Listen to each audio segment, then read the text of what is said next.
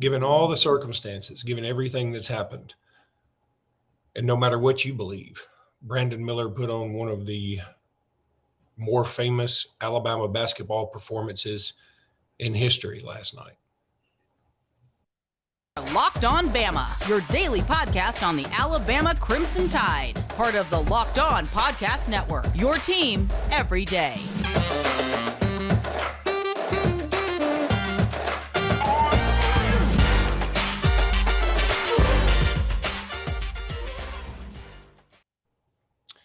Hey, everybody, and welcome back into Locked On Bama. Luke Robinson, that's me. Jimmy Stein, that's him. Jimmy, Brandon Miller has been the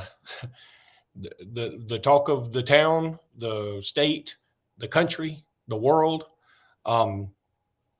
for some, mostly all the wrong reasons, mostly some unfounded reasons. But regardless of whatever you think, let's initially talk about his performance last night, which, frankly, again, if you believe that Brandon Miller literally had something to do with this senseless tragedy, I understand nothing I say, nothing Jimmy says, nothing Brandon Miller does at this point is probably going to change your mind. I understand that. He's in the court of public opinion, and that's a very difficult thing to appeal to, or to win an appeal with. Right. But at the very least, I think everybody can admit that Brandon Miller has been dealing with a lot. No matter if you think he's completely innocent and he's got all this angst piled on him, or you think that he's guilty to some degree and he's dealing with the guilt, whatever you think, the mental toughness to come through and play the way he did last night is unbelievable. Again, take out whatever you believe. That performance last night was nothing short of iconic. That's right. There's only 6 times. I think it's the single greatest performance in Alabama basketball history. I do. And I think it's no contest, really. Only 6 times in the history of Alabama basketball has a player at Alabama scored more than 41 points. Only 6 times. The most recent time, more than 41, was Reggie King in 1978. He scored 43 against Virginia and Birmingham. I don't know. I was 8 years old and I was not there and I didn't see that game. And I don't know all the circumstances around it, but I'm guessing that the week that Reggie King scored 43 against Virginia, he was not the subject of attack columns, the subject of news stories on the Today Show and Good Morning America and CNN and Fox and everything in between. I imagine it was just a normal college week for old Reggie King in 1978 before he scored 43 on Virginia. For Brandon to score 41 in a conference road game while dealing with so much, I believe it negatively affected the team, maybe even the coach. But for Brandon to shrug that off and play the game of his career is just it's stunning. I mean, it's absolutely stunning. It's crazy. It just shows what level of star is going to be in the NBA. And what a star he is now. He proved last night, as if he needed more proof. He emphatically proved he's the best player in college basketball. Again, I totally agree. And I can't help. It's so weird because I firmly believe, it's happened to us a couple times in a row. We put out a podcast and then some more news breaks. But this time it was his lawyer coming out with a statement. And frankly, I think a lot of people owe Brandon Miller an apology, assuming you believe what he said. And I do believe it because he's like, look, first of all, if this lawyer puts that out and that's not what happened, I would think that lawyer would be in some trouble. Correct. What would happen is if you put facts out there that the DA's office doesn't believe are facts, you put your client right back in the crosshairs. I mean, gotcha. The DA in Tuscaloosa have already said, "Hey, we're not charging Brandon. He's not a suspect here." And then if your lawyer comes out there and puts out this story that the DA's office knows isn't true, now your client's right back in the crosshairs because they're like, why are they lying? Maybe Okay, there's and more to this, and we should look into this. But no, the fact of the matter is Brandon's story is supported not only by his lawyer statement, but by video evidence supplied by Brandon. yeah, You know, which thankfully Brandon had a dash cam. I mean, I don't know why. I mean, I think that's just something some people do now. I know a lot of Uber drivers and Lyft drivers do it, or delivery drivers or whatever. I guess it's just something people do now, record stuff while they're driving. I don't know. But and there's still some questions. I mean, I get all that. But I would think the amount of vitriol, at the very least, people should say, okay, came down a little hard on him.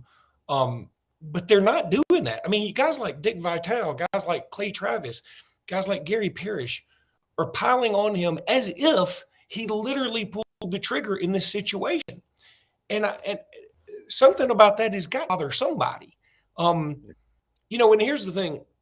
When you present the facts to these people and they contradict their own narrative, the next thing you see is more buts than a busy proctologist, because they're like, oh, but, you know, because the narrative is all switched. At first is he's a murderer. Well, then he's an accessory to murder. Well, then he's an accessory to the accessory. Well, then he just delivered the weapon that ultimately killed a woman. Well, he shouldn't be out that late. I mean, this is what we've come to. See, they've already deemed him completely guilty and complicit in this senseless tragedy. So they have to change it any which way they can to make sure it still fits in that narrative. And it's fair to say, regardless, let's talk about that in the second segment. I don't want to get too far off track because I do want to leave this first segment on saying, first of all, I apologize because I said that what Brandon Miller did in yesterday's podcast wasn't criminally, but maybe criminally stupid. At the time, I believed he saw a text about getting the gun and then acted upon that text. That's apparently not what happened. And that's my fault for assuming it. And I apologize for that. That's screwed up. I would love to see more people apologize for things like that, but they won't. They should be people apologizing for saying things like he purposefully blocked the victim's car in. That didn't happen either, apparently. So people should apologize for that, but they won't. Now, what I want to really say is, and here's, Brandon Miller had all the reason in the world to check out mentally, to check out, be like, Jimmy, I told you before we started this, I'm mentally exhausted from it. Just the amount, first of all, the Alabama fans defending him tooth and nail, no matter what is being said, and not recognizing the senseless tragedy is too much. But the people attacking Brandon Miller personally, as if he is also too much. And so I was thinking, God, I don't know how in the world this man is going to go out here and play basketball tonight. Well, what really happened, the rest of the team, maybe with the slight exception of Charles Bediako at times, the rest of the team seemed to check out. And I get it because they're mostly young and they're having to deal with this too. And they're wondering what's going to happen to their friend, to their teammate, to the star of the team. They're wondering, you know, is the season down the drain? I get it. I understand it. But Brandon Miller he was so mentally tough. It's, again, believe what you want to about him. At the very least, say, that dude's got him some mental fortitude, you know? Yeah. Unreal. I mean, just unbelievable. I mean, Brandon could have left the team. You know, Brandon said, you know what? I'm a distraction. I don't like, I'm uncomfortable with this. He could have just driven home to Antioch, Tennessee and gone to his parents' house and worked out and got a private trainer and said, I'm just going to do the NBA draft. And I don't want to be there anymore. Instead, he puts the whole team on his shoulders last night with Brandon not playing the game of his life. Alabama, for the second year in a row, loses to the worst team in the league. Blown out, Jimmy. They'd be blown out. And in my opinion, is that the team, you know, you can call it a distraction. I think it's much bigger than a distraction. It's not normal for a college basketball team to be discussed in a negative light by every major news network all week or for the last 2 or 3 days. That's not normal for these kids to deal with. It's not normal for Nate Oates to deal with. And I'm not blaming Coach Oates for last night in any way. I get it. I think Coach Oates was overwhelmed by the magnitude and size of this story. Let's talk about that in this next segment. Let me tell everybody about FanDuel. The midway point NBA season is here. Lots of things to bet on. The NBA season is heating up. New customers get that no sweat first bet up to $1,000. That's bonus bets back if your first bet doesn't win. So go check out fanduel.com/lockedon, fanduel.com/lockedon. FanDuel even lets you combine your bets for a chance at a bigger payout with same game parlay. So you can, like in one game, you can have several different things and try and load up here. That's fanduel.com/lockedon. Go check them out. The app is so easy to use. Make every moment more with FanDuel, which is an official sports betting partner of the NBA and the NFL. They'll have everything you want to bet on there at FanDuel.com/lockedon, FanDuel.com/lockedon.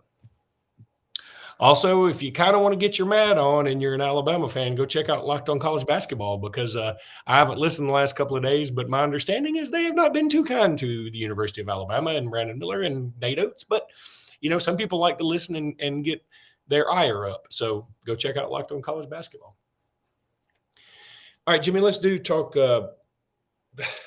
First of all, I mean, we could talk about what this means for the. I mean, look, I don't think the season would have been lost if we had lost to South Carolina last night.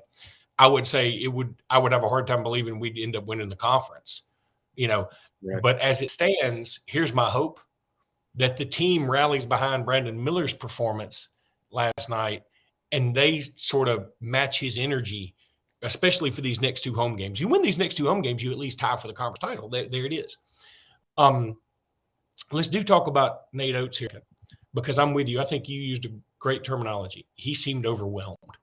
Again, he's been getting eviscerated. I've listened to a lot of folks say, and there have even been some who have come to Brandon Miller's defense and gone, look, I'm sort of fine with Brandon Miller, whatever, but Nate Oates has sort of let everybody down.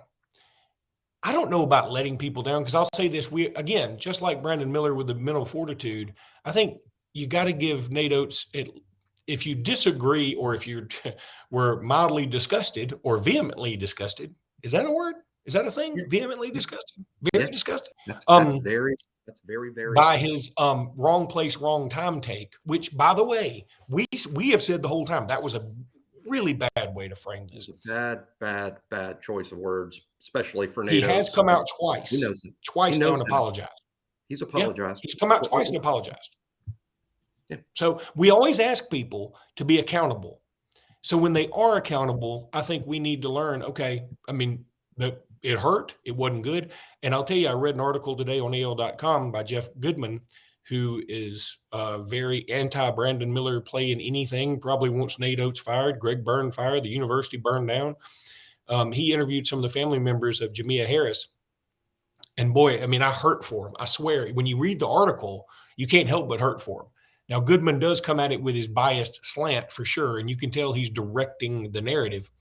But I hurt for that family, because one thing that one of the family members said was, when Nate Oates said wrong place, wrong time, that cut me deep, because I think the only person who was wrong place, wrong time was Jamia Harris. And that is a very fair way to feel. And if I were a family member of hers, guess what? I would want scorched earth. I'd be so mad at everybody, Brandon Miller included, despite whatever innocence is proclaimed or proven, I would be mad. So it's just a horrible situation, and I understand everybody's, out to try and take out anybody even on the periphery of this thing. I get that, but that's why what I've been hoping is this will eventually begin to subside somewhat, and because here's what the other thing: while Brandon Miller's taking all this heat, nobody said anything. Hey, I'm just glad Darius Miles and is his name Michael Davis? I'm glad they're both behind bars already. Nobody's even made mention. Miles didn't even pull the trigger, by the way. The other guy did. And nobody's mentioned him, again, because he's not famous.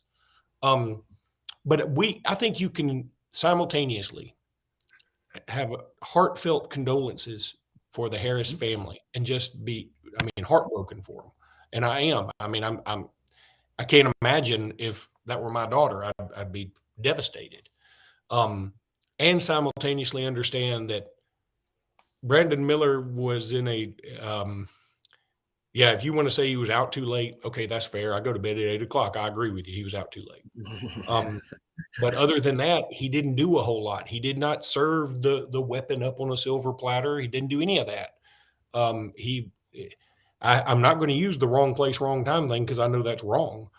But I'm going to say it was just everything about it was bad. I don't know what else to say, and but I don't know that necessarily he deserves punishment for it.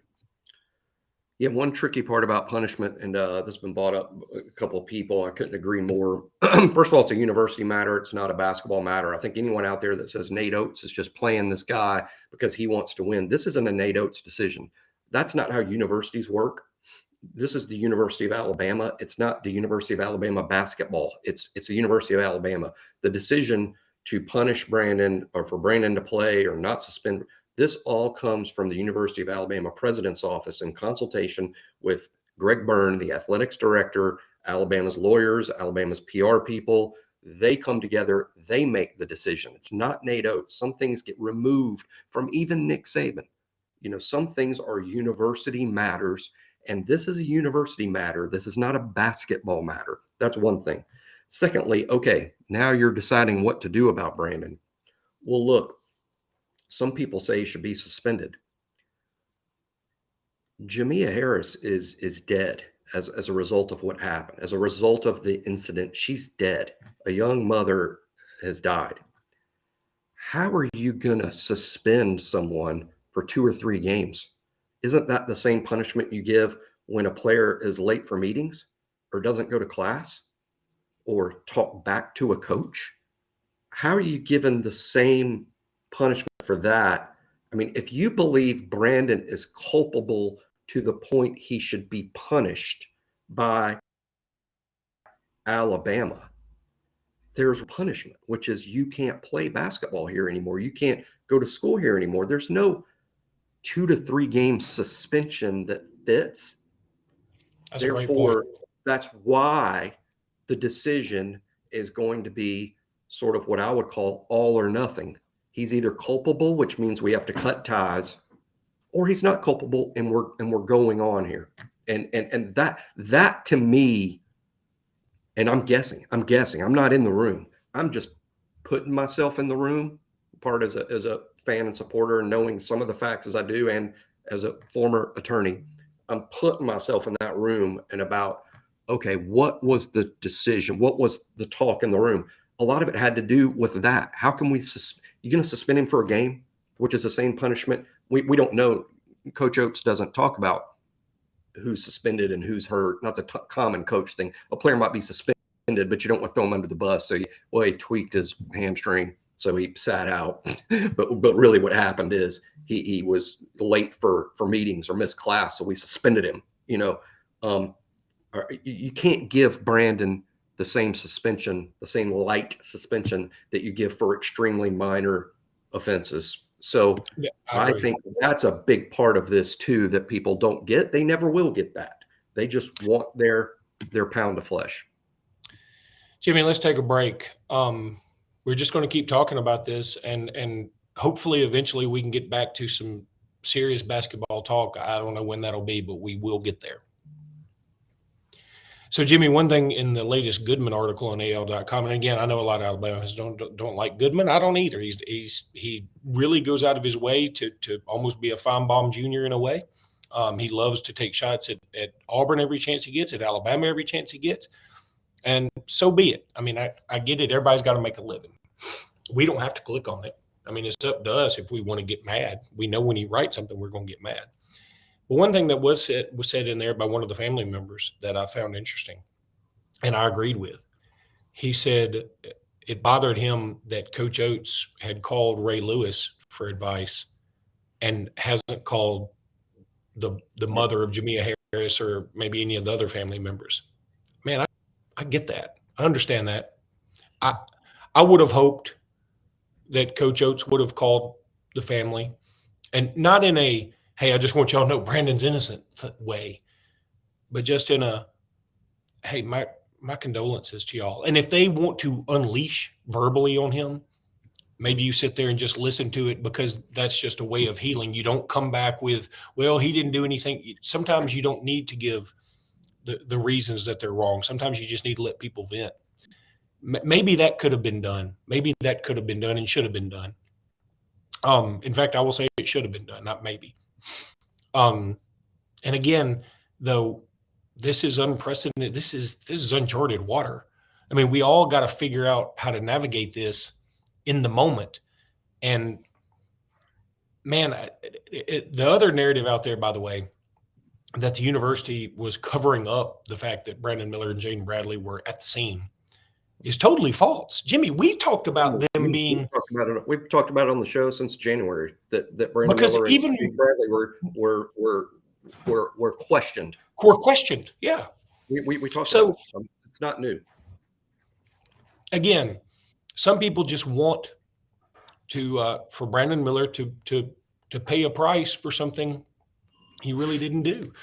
If you want to say he exercised poor judgment by being out late, I think that's about the only thing you can accuse him of. And if that's true, then I think everybody involved was out too late. And again, that's very fair. I'm out too late. I mean, I don't go out too late anymore, but I used to, and now I go to bed at 8 o'clock.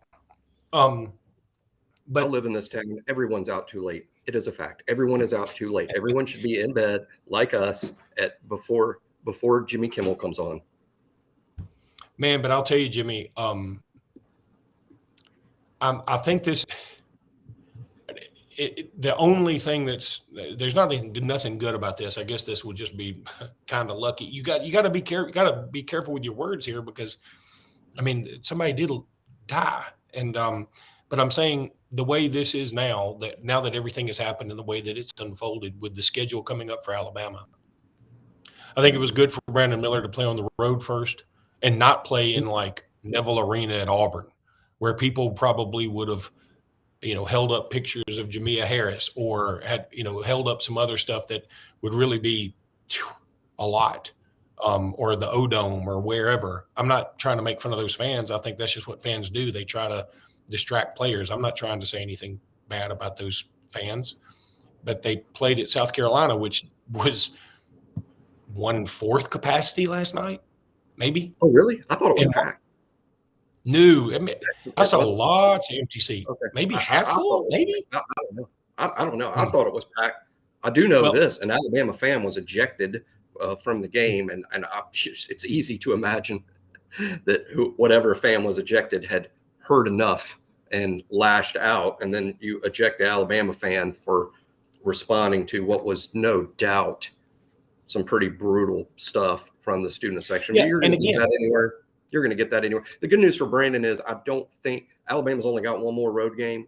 I don't think Brandon will get it in the postseason to the degree he's getting it. Agree. Carolina or at Texas A&M. It'll still be out there, but the more neutral site postseason games, I don't think it's going to be quite as bad. But how he put it all aside and scored 41, it's to me one of the great performances, not just in Alabama basketball history. To me, it's number one, but one of the great performances in Alabama athletics history, really.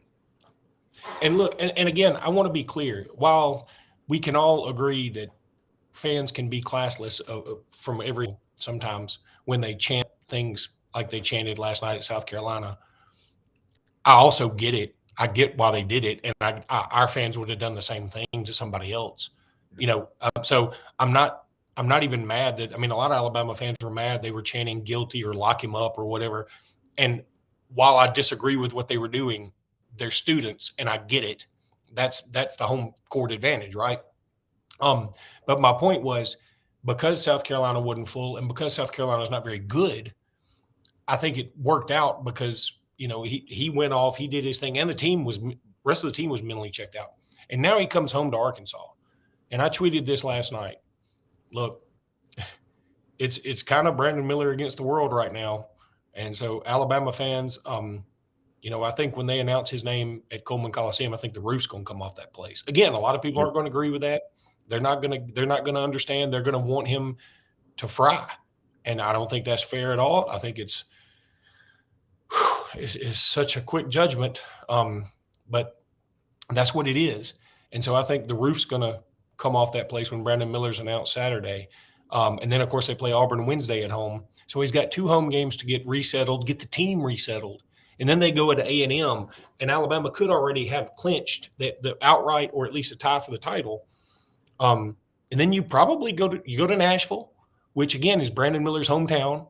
And then you go to you go to Birmingham probably and play in the first round. So, I mean, I think things will ease up on him a little bit, but the story won't stop, No. And maybe, Jimmy, you tell me, you're a lawyer. I've talked way too much in this podcast. I'm sorry. Yeah.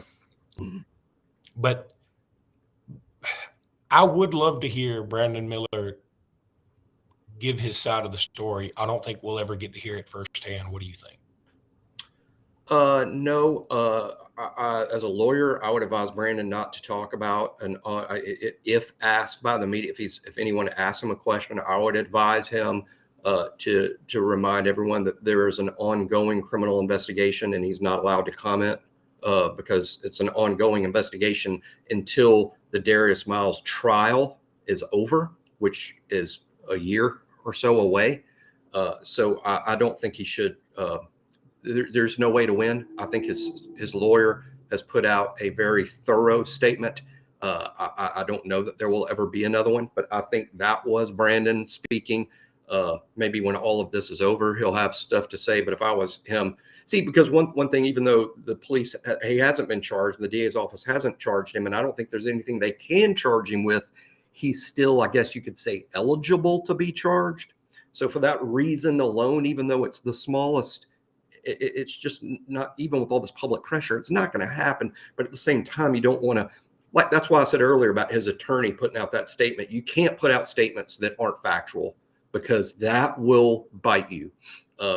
It's for that reason that it's just best if Brandon stays quiet. There is an ongoing investigation, which is why Nate Oates has not contacted the family. And let's all remember this, the final point to make, because I know we're running out of time. There hasn't been a trial yet that found Darius Miles or his cousin guilty. That has not happened. And I'm not saying it won't happen. I'm just saying, I'm not asking for fair. Obviously, they made major mistakes regardless of the outcome of what happens in that hearing. They made really huge mistakes. But let's see the outcome of this trial before we, castigate anyone, including Brandon. Because they're alleging self-defense. In the event it happens that a jury or judge rules that they were acting in self-defense and they're just let go and not convicted, are we all going to revisit this then and apologize to Brandon? I bet we don't. No, I mean, that's not happening. Society. Even if that happened, I don't know what's going to happen. And its public seems to know what's going to happen in that trial. I don't know what's going to happen in that trial. I don't know all the evidence. And the hearing, by the way, the hearing that has happened has nothing to do with the guilt or innocence by of the parties. It was about, is there probable cause? That's not, are they guilty beyond a reasonable doubt? That's the trial. That's a year away. I mean, it's tough to talk about it. I wish that we didn't have to. I feel like we do have to. We do a Locked On Bama podcast, and this is a big part of Alabama right now. And there are a lot of people upset with the leadership. There's some folks who wonder, hey, what exactly could have, should have, or could have been done differently? I don't know that anything should have been done differently. I'm pro Brandon Miller playing, not because he's good at basketball, but because I don't think he did anything necessarily wrong. And again, I understand some people want to twist this and that they'll say that I'm off my rocker, but I just for what I've read, what I've seen, I just can't see it. If something else comes out, I'm willing to change my mind. But Jimmy, that's going to do it for this episode. Kind of a tough episode. Usually got more levity involved. But all right, buddy. We will talk maybe tomorrow. I don't know. We'll see. We'll see if anything else comes out. Every time we put a podcast out, there's a whole bunch of new news. So we'll see what happens. Maybe Nick Saban will retire. That'd be wonderful. We'll do an immediate reaction if that happens. That's when that show will be full of levity. That would be full of Luke crying. All right. All right, buddy. We'll talk again soon. Until then, roll tide, everybody. Roll Tide.